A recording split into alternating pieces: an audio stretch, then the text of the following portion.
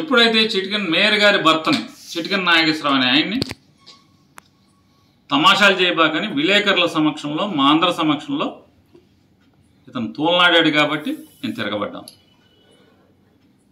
అంటే నేను దాడి చేయాల కుర్చీలో కూర్చునే ఉన్నా రెచ్చగొడతాకి లేచి నుంచుని నన్ను రెచ్చగొట్టినాడు అయినా నేనే కుర్చీలో కూర్చునే మాట్లాడా ఇది నేను అంటావా ఎట్లా అంటావని మాట్లాడాను. నన్నేం ఉరేయలేమన్నాడు. నువ్వు సుబ్బను ఉరేస్తావేంటి, నువ్వు సుబ్బను ఉరేయలేవని చెప్పాను. అతను ఐ పిచ్చిలో మాట్లాడాడు, నేను ఐ పిచ్చిలోని మాట్లాడాను. మేము ప్రజా జీవితంలో 25 ఏళ్ళ నుంచి ఉన్నాం. ఎస్పీ గారు చట్టం తెలిసిన వాడిని, విచక్షణ తెలిసిన వాడిని.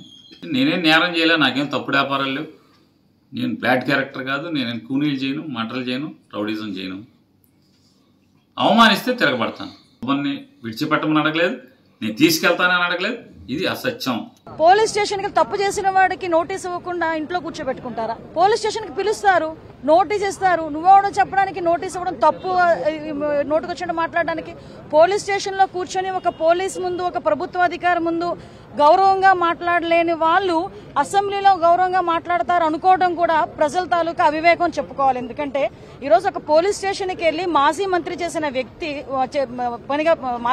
పనిచేసిన వ్యక్తి అక్కడికి వెళ్లి నోటుకొచ్చినట్టు వీరంగం సృష్టించే పరిస్థితి కంపల్సరీగా పోలీస్ డిపార్ట్మెంట్ వాళ్ళకు తగ్గ వాళ్ళ మీద జరిగిన అవమానం కింద భావించాలి. ఈరోజు వాళ్ళ మీద జరిగిన ఎదురుదాడి కింద భావించాలి. డెఫినెట్ గా వాళ్ళ మీద చర్యలు ఉంటాయి.